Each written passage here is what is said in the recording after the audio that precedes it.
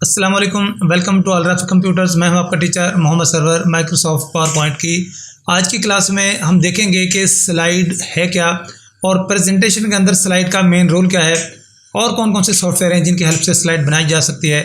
और इसी वीडियो के दूसरे पार्ट में जो सबसे इम्पोर्टेंट चीज़ है वो ये है कि वो 5 इजी स्टेप्स जिनको आपने फॉलो करना है और आपने बड़ी आसानी के साथ स्लाइड तैयार कर लेनी है, उनको पर बात करेंगे।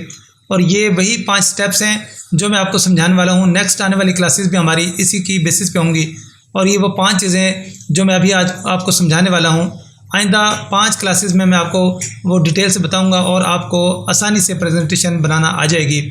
तो स्लाइड ये प्रेजेंटेशन के अंदर बेसिकली एक पेज के मानंद होता है। जैसे आमतौर पर किसी भी डॉक्यूमेंट के अंदर हम कंसिडर करते हैं कि ये एक पेज है, तो स्लाइड के अंदर एक पेज होता है, उसको स्लाइड का नाम दिया जाता है। और बहुत सारी जो स्लाइड्स हैं वो मिलकर एक प्रेजेंटेशन बनाते हैं जिसको एक स्लाइड डेक का नाम भी दिया जा सकता है। और ये जो स्लाइड है एक प्रेजेंटेशन के अंदर कितनी हो सकती है, किस तरह ये लुक होती है, इनकी साइज़ वगैरह, ये सारी बातें इंशाल्लाह हम आगे अपनी क्लासेस में सीखेंगे। और चलते हैं कंप्यूटर की स्क्रीन पर और देखते हैं कि वो 5 इजी स्टेप्स कौन से हैं और इसके अलावा वो दूसरे कौन से सॉफ्टवेयर या एप्लीकेशंस हैं जिनकी हेल्प से हम स्लाइड शो या प्रेजेंटेशन तैयार कर सकते हैं।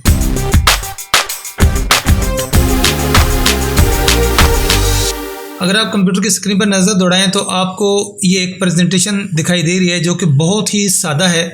और इसके अंदर ये कुछ यहाँ पर आपको स्लाइड्स नज़र आती हैं, जैसा कि एक स्लाइड ये है। जैसा मैं किसी स्लाइड के ऊपर क्लिक करता हूँ तो वो आपको प्रीव्यू विंडो में आपको नज़र आ जाता है। ये दूसरी स्लाइड है, ये तीसरी, और इस तरीके से बहुत सारी स्लाइड्स यहाँ पर। ये बहुत ही सादा और सिंपल स्लाइड्स बनाई गई हैं किसी भी डाटा को प्रेजेंट करने के लिए।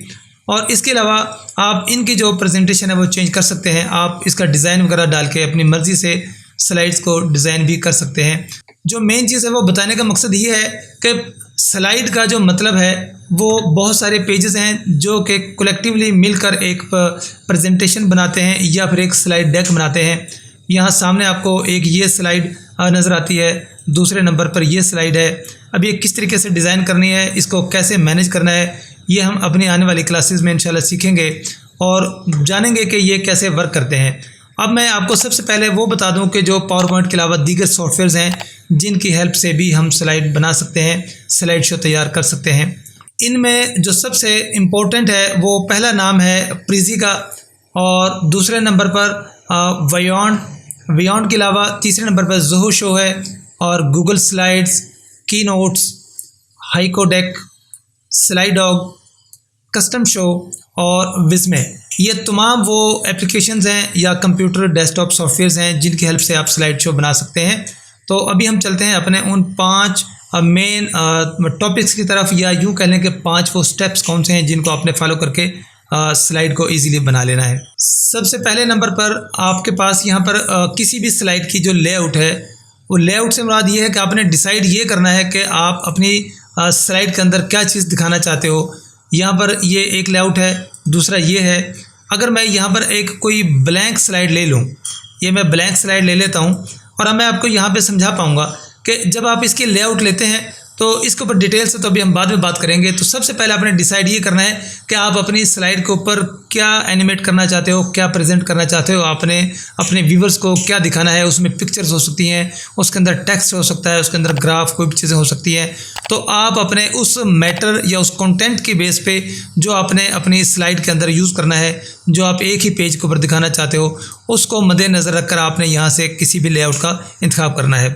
दूसरे नंबर पर चलता है वो है किसी भी स्लाइड का डिज़ाइन।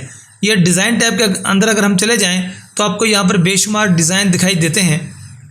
जिस भी डिज़ाइन के ऊपर आप क्लिक करेंगे आपको यहाँ पर डिज़ाइन मिल जाते हैं और ये तमाम आपकी जितनी भी स्लाइड्स हैं उनको पर ये अप्लाई हो जाते हैं।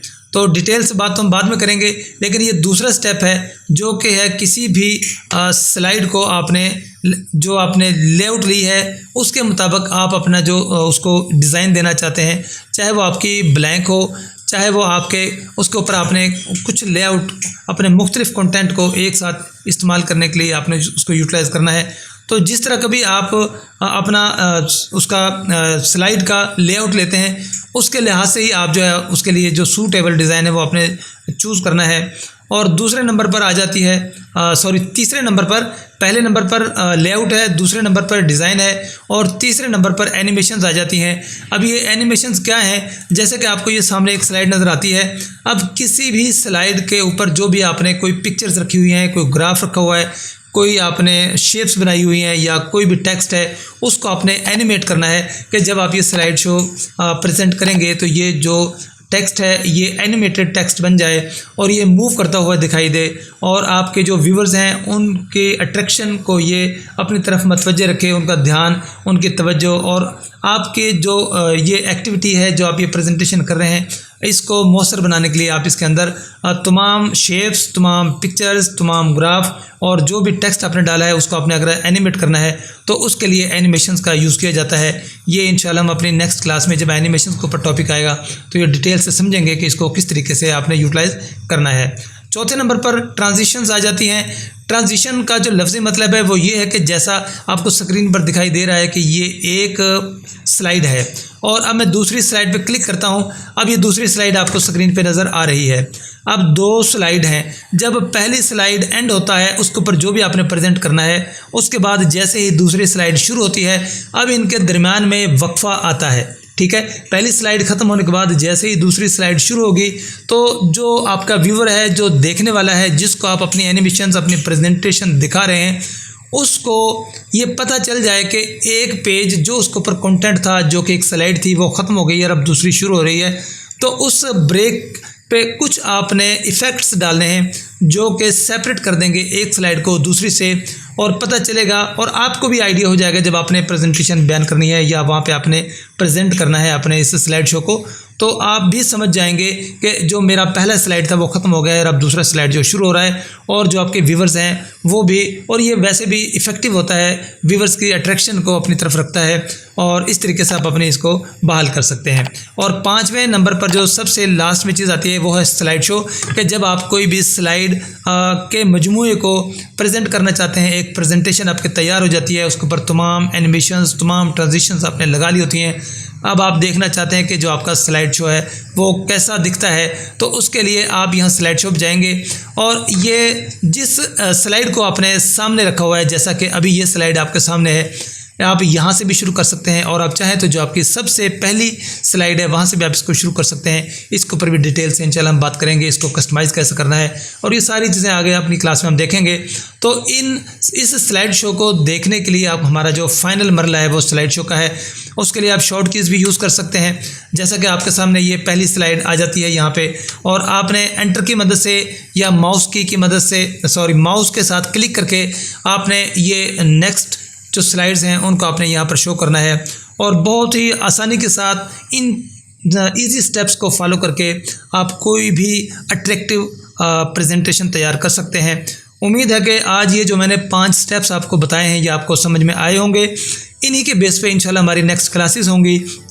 तो मिलते हैं अपनी किसी नेक्स्ट क्लास में, जिसमें सबसे पहले इंशाल्लाह मैं आपको जो स्लाइड है वो कैसे लेनी है, स्लाइड क्रिएट कैसे करनी है, डिलीट कैसे करनी है, उसके लेआउट को कैसे सेट करना है, लेआउट हम लेते क्यों हैं और किस मकसद के लिए हमें कौन सी लेआउट लेनी है, इन तमाम चीज़ों को हम उसमें देखेंगे। तो मिलते हैं अपनी आने वाली नेक्स्ट क्लास में। तब तक के लिए इजाज़त दीजिए। अल्लाह हाफिज़।